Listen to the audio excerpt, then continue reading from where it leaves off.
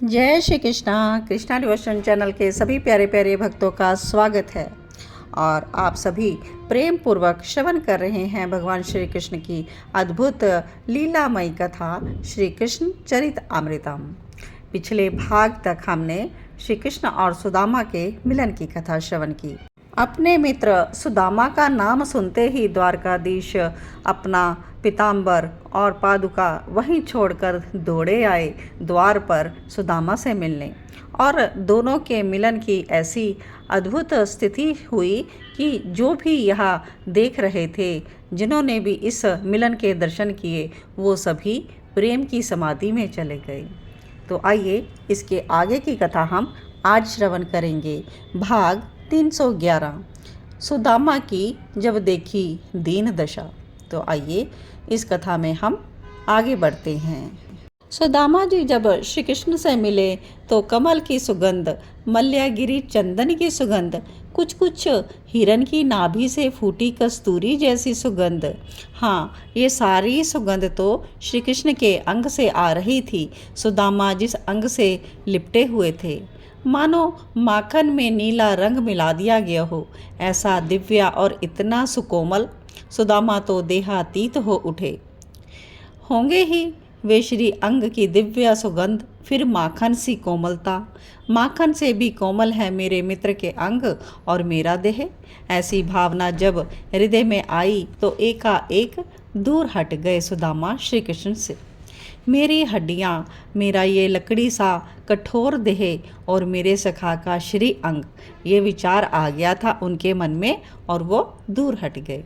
श्री कृष्ण पूछते हैं, क्या हुआ? अपने बाहों को फैलाए हुए अपने सखा से पूछ रहे हैं, पर सुदामा कुछ नहीं बोले। इन्हें लगता है मेरा मित्र सब जानता ही है, फिर क्या कहना। ओहो, क्षमा करना मित्र, मेरा देह भारी है और तुम्हारा कृश, तुम्हें कष्ट हुआ होगा। ये कहते हुए अब श्री कृष्ण ने अपनी भुजाएं नीची कर ली थी। अद्भुत भाव है इन दो मित्रों का। आहा, समस्त सैनिक, द्वारका के नागरिक जो भी इस दृश्य को देख रहे हैं, सब कुछ भूल गए। इन दोनों की मैत्री का दर्शन करके सबको रोमांच हो रहा है। और सुदामा अब अपनी लाठी उठाते हुए बोले, अब मैं चलूं। अपने प्रेम अश्रु पहुँचते हुए श्री कृष्ण भी बोल उठे, हाँ। अब सुदामा मुड़े वापस जाने के लिए, लेकिन श्री कृष्ण थोड़ी तेज आवाज़ में बोले, सुदामा। तो सुदामा डर गए, बोले, क्या है?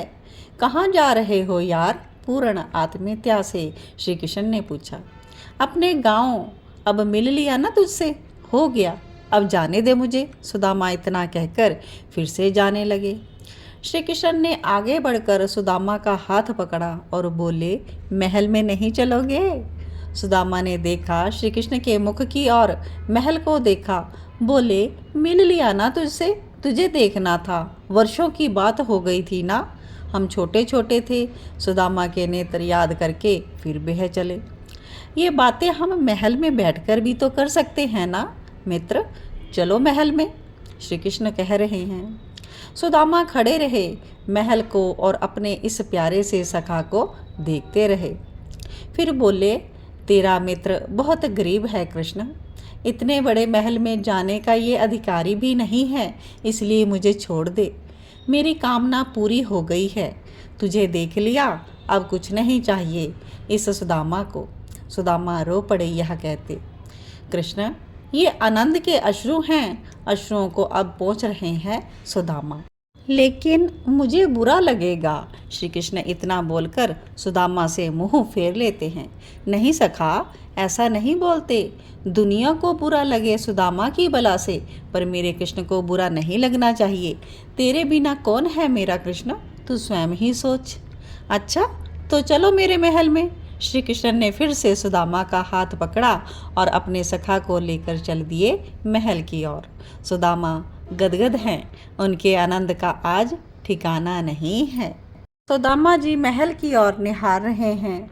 मणि माणिक्य खचे हुए हैं महल के स्तंभों में, नीलमणि, पीतमणि, इनको मध्य मध्य में इस तरह लगाया गए जैसे नभ में तारे चमक रहे हों।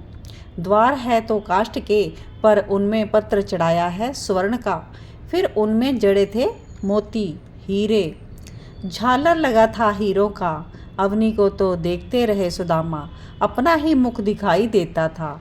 दर्पण की तरह है महल की अवनी, हीरों के चूर्ण से अवनी बनाई है विश्वकर्मा ने, कलाकारों ने। सुदामा ने इधर देखा, रानियां उतर रही हैं अट्टालिका से। वो रानियां सुदामा देख रहे हैं।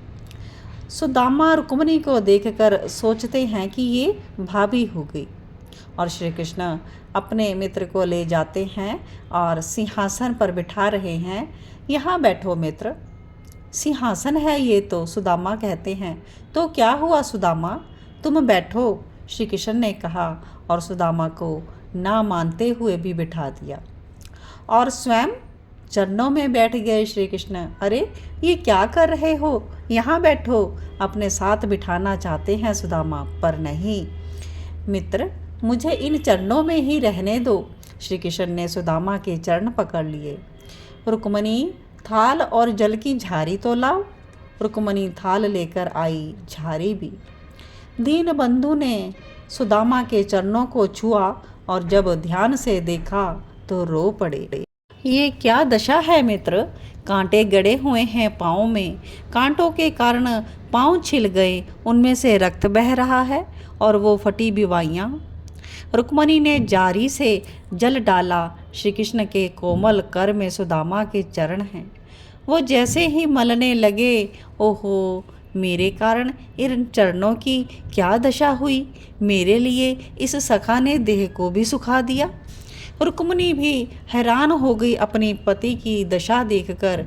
वो तो हिलकियों से रो रहे थे और जल डालना तो भूल ही गई रुक्मिणी। इन मित्रों के भाव में वे भी डूबी जा रही थी। चरण धो दिए श्री कृष्ण ने सुदामा के, पर जल से नहीं, अपने अश्रु के जल से। फिर मित्र के चरणोदक को अपने माथे से लगाया था श्री कृष्ण ने, और अपने महल में भी छिड़कवाया था। जय हो, कितनी भावुकता से भरी यह प्रेममयी कथा है। हमारे दीन बंधु कितनी जल्दी भक्त का दुख देखकर ही अपना सब कुछ खो देते हैं, रोने लग जाते हैं। कितना प्रेम है श्री कृष्ण को अपने मित्र से। दीन बंधु दीनानाथ, मेरी डोरी तेरे हाथ। दीन बंधु दीनानाथ, मेरी डोरी तेरे हाथ। बलिहार बलिहार, श्री कृष्ण की ऐसी मित्रता पर बलिहार। तो आज की यह भावपूर्ण कथा को हम यहीं विश्राम देते हैं, लेकिन इसके आगे की कथा कंटिन्यू है। सुदामा जी भगवान श्री कृष्ण की सभी पत्नियों से मिलते हैं और किस प्रकार से जो चिबड़े साथ में लाए हैं वह सुदामा जी श्री कृष्ण को भेंट में देना तो नहीं चाहते, तो श्री कृष्ण कैसे ले लेते हैं। आगे की कथा जानने के लिए जुड़े रहें कृष्णा डिवोशन चैनल के साथ। आप सभी के हृदय में बैठे प्रिया प्रीतम को मेरा कोटि कोटि वंदन, कोटि कोटि वंदन। जय श्री कृष्णा।